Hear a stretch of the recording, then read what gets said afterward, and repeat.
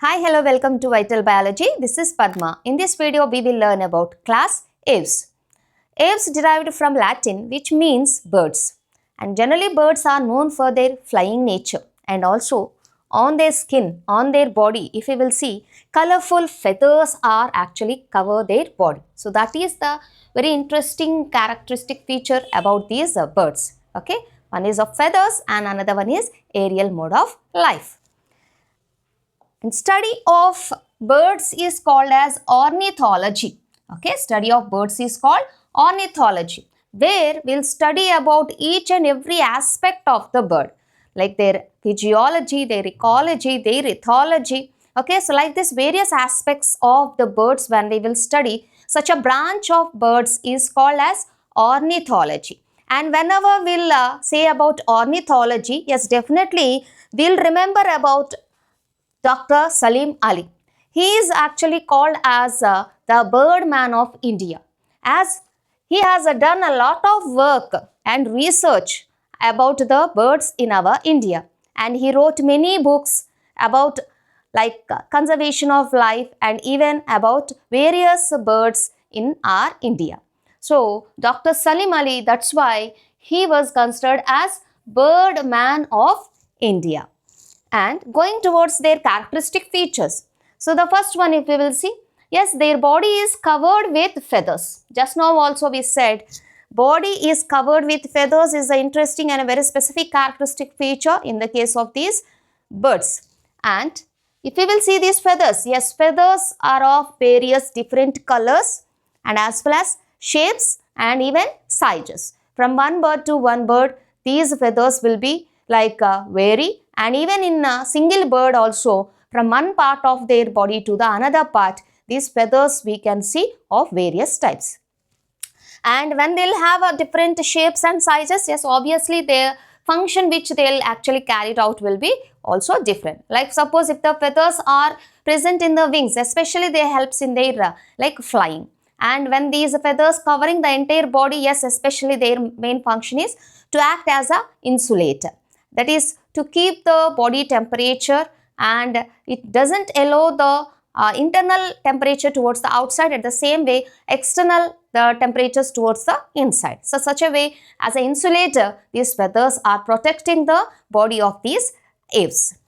And some other features of these birds, if you will see, yes, birds are warm-blooded animals. Okay, warm-blooded animals are otherwise also can be considered as homeotherms, or even we can say the word as endotherms. Okay, so birds are warm-blooded, homeotherms are endotherms. Means they have a fixed body temperature, and that fixed body temperature is maintained by the heat which is produced by their metabolic reactions. So that's why they can maintain a constant body temperature, and that helps these organisms to face adverse conditions which are present in nature. And in case of these birds, yes, especially in their mouth region, we can see the beak. Okay, so this beak actually internally it is not provided with any sort of teeth. So in birds, teeth are actually absent. Okay, so in the mouth region, one of extended horny structure we can see that is called as actually beak. And if in this picture, if you notice, even the beak shape and as well as the size is also vary from one of the bird to the another bird, because as the food which they actually depends on it. So based on the food and from which they have to collect the food, based on this actually the shape and as well as the size of the beak actually depends. So whether they are of insect eating, or otherwise they are fruit eating, or otherwise they are depending on the seeds. So like this, yes, definitely based on the type of the food they'll take, depending on that the shape and the size of the beak are actually depends. Next, going towards some other characteristic feature, yes, here about the limb structures they told. So as we know that these are also comes under tetrapods, where these also provided with total 4 number of limbs. Okay, 4 limbs are actually present, in which anterior most limbs are 4 limbs. Okay, anterior most limbs are actually modified into like wings.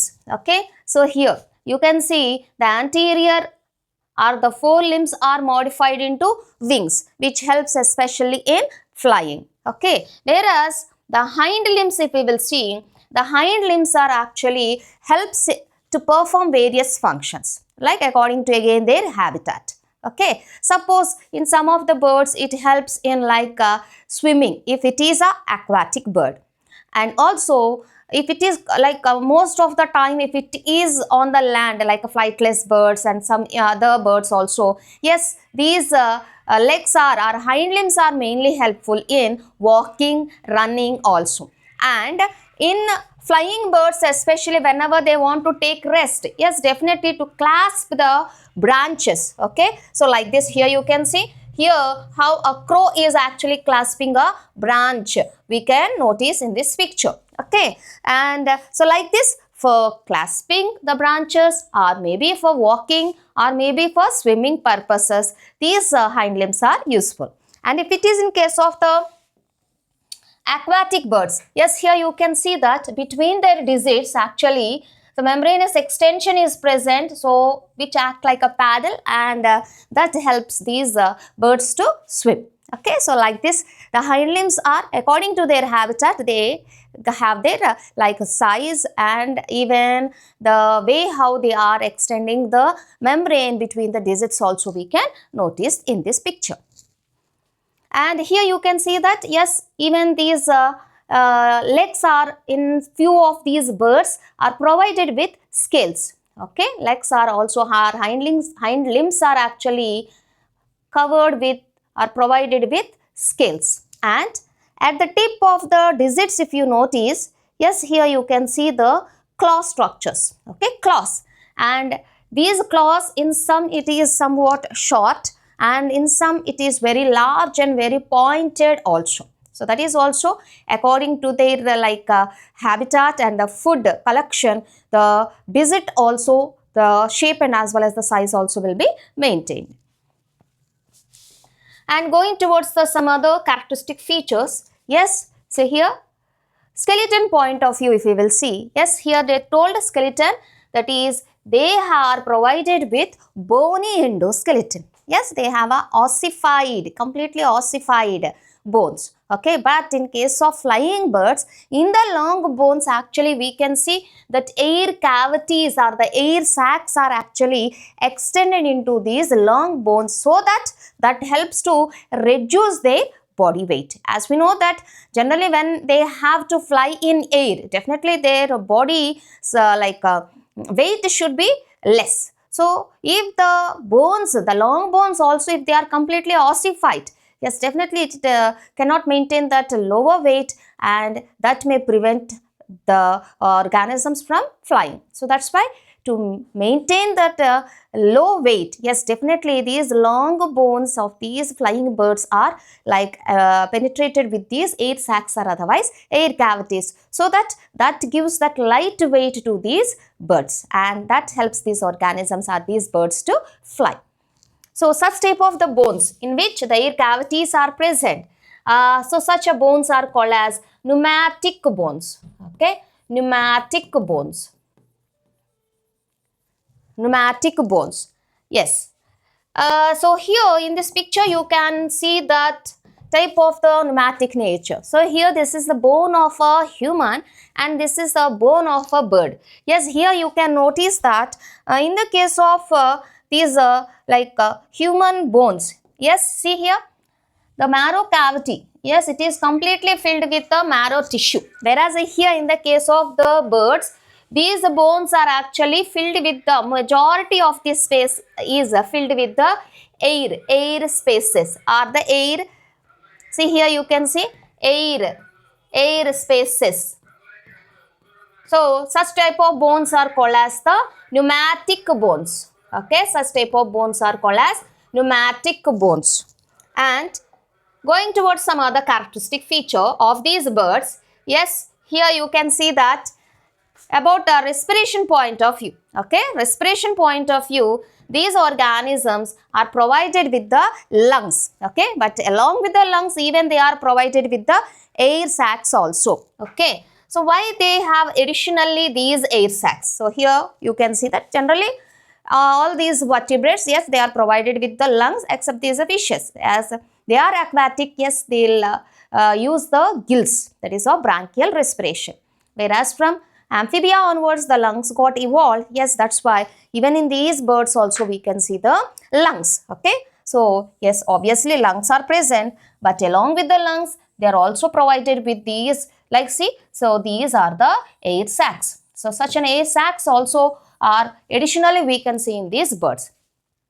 So the main purpose of these air sacs, why they are additionally they are present along with the lungs? Because as we know that when these birds are flying, yes, definitely for the flying they need much of the energy, and such energy supply requires a continuous supply of oxygen also. So that's why these birds, their respiration got adjusted according to that, so that they can give the entire or whatever the requirement of the oxygen is needed by the muscle cells. Okay, so in case of birds, even during the expiration time also, generally the exchange of gases occurs. Okay, normally in other animals, during the inspiration, whatever the air we will take into the lungs, then only the exchange of gases occurs. But in case of birds, so additionally, even during the exhalation time also, the exchange of gases occurs, because the extra air got provided inside these air sacs. So that's why such type of a respiration is called as the double respiration. Okay,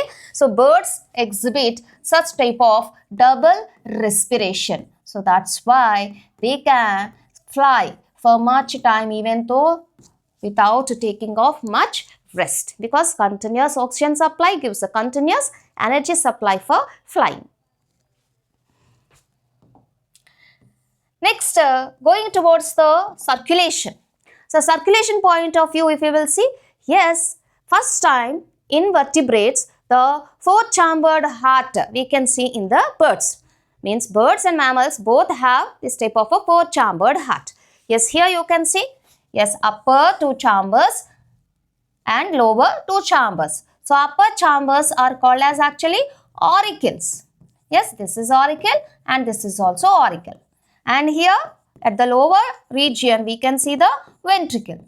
Okay, so so not only the upper and the lower, even right side and as well as the left side also got separated. So this is the right auricle, this is the left auricle, and this is the right ventricle and this is the left ventricle. So in this way, yes, it is provided with four-chambered heart. And as it is provided with the four-chambered, yes, it can exhibit the two types of the circulation, that is pulmonary circulation and as well as the systemic circulation. Okay, pulmonary circulation and also systemic circulation. Okay, so when both the type of the circulation is exhibited, yes, definitely such a circulation is called as double circulation. Okay, double circulation. So double circulation is seen in these birds because as they are provided with the completely divided four-chambered heart. And going towards some other features of these birds, that is digestive point of view. So as like that of the other vertebrate animals, the digestive system is seen and developed in the case of these birds, but some additional structures also we can see with the normal other structures of the digestive system. Generally, digestive system means like mouth, pharynx, esophagus, stomach, intestine, like this, these are the various parts. But here, along with these main parts, two of the additional structures also we can see, which are, one is the crop. Okay, one is crop and another one is the gizzard structure. See here, this is the crop and this is the gizzard structure. So generally, the function of crop is, so temporarily it will store the food material and even it smoothens the food material which is present in it. And gizzard function is generally it is a muscular structure and somewhat the absence of the teeth, whatever it is actually needed, the crushing and as well as the the hard particles should be crushed. Okay, so generally that will be taken care by that will be generally done by the teeth. But here in case of birds, the teeth are absent. So that's why that function will be carried out by this gizzard. Okay, so if suppose that bird is like taking off a hard materials like nuts and as well as the seeds, such type of the hard food materials are crushed or grinded in this particular gizzard structure. So like that, it is provided with these two additional structure in its digestive system, which are crop and another one is the gizzard structure. And going towards the skin of these birds. Yes, as we know that skin is actually covered with the feathers. But generally, if we will like remove these feathers, so generally whatever the outermost covering, the skin, so that is actually very dry. So it is provided with the dry skin. But at the base of its tail, okay, at the base of its tail, generally one of oil producing gland is present, which is called as like preen gland. Okay, so that gland is actually called as the preen gland. Okay, so which is present at the base of the tail, at the base of its tail. So generally preen gland or this oil gland is actually helps in preening of its feathers. Preening in the sense, suppose like to repair its feathers. If any of the feathers got damaged, yes, to treat that, this oil is actually, the oil which is secreted from this oil gland or the preen gland is helpful. Okay, so that actually is called as the preening. So that preening of feathers can be seen in this particular bird in this picture. Okay, so this is called as the preen gland.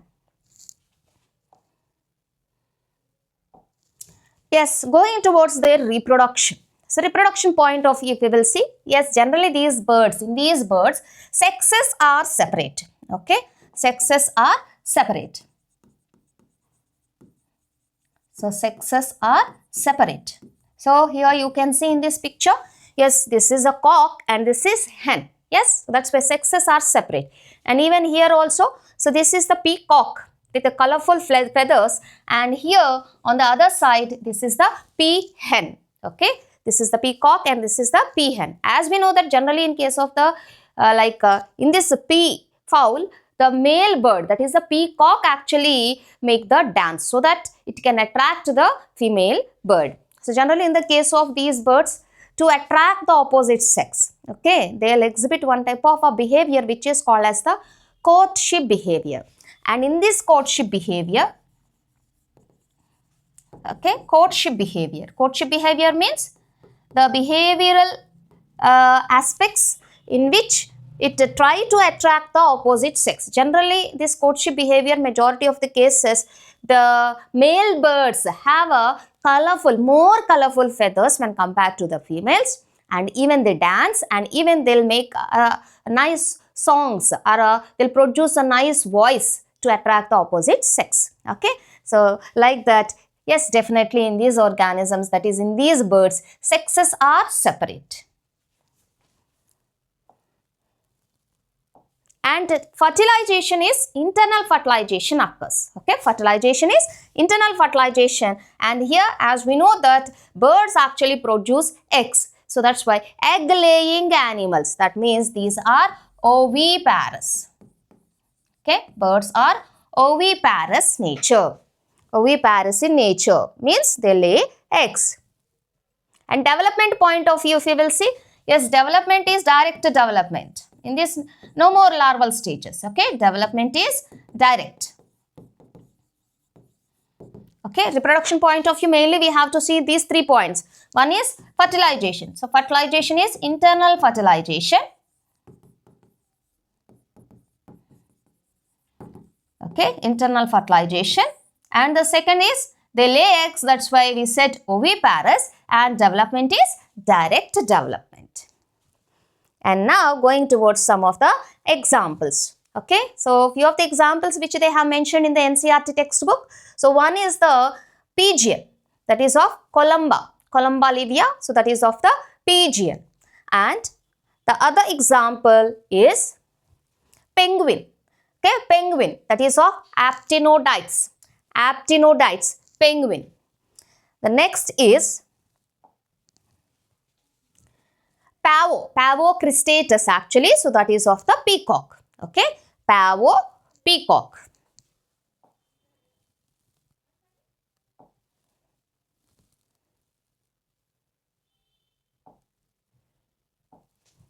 Yes, and next here you can see that is of the struthio, that is of the ostrich. Okay, ostrich. Next, psittacula, that is parrot. Psittacula, that is parrot. Next, neophron. Okay, neophron, that is vulture. And then corvus, that is of crow. Okay, corvus, that is crow. So these are the various examples for that is birds. Okay, so once again a quick revision of these characteristic features of the birds. Okay, so yes, Aves is a Latin word, means birds, and their body is covered with feathers, and these are the warm-blooded animals, and it can be also considered as homeotherms or otherwise endotherms also.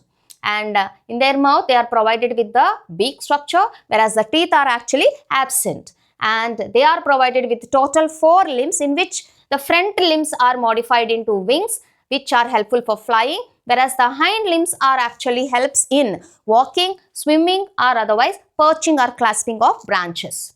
And skeleton point of view, yes, they are provided with the bony endoskeleton with hollow bones with air cavities. So such type of the bones are called as the pneumatic bones. Okay, pneumatic bones. Respiration point of view, if you will see, yes, lungs are present, and along with the lungs some of the air sacs additionally they are present, which helps to maintain that double respiration.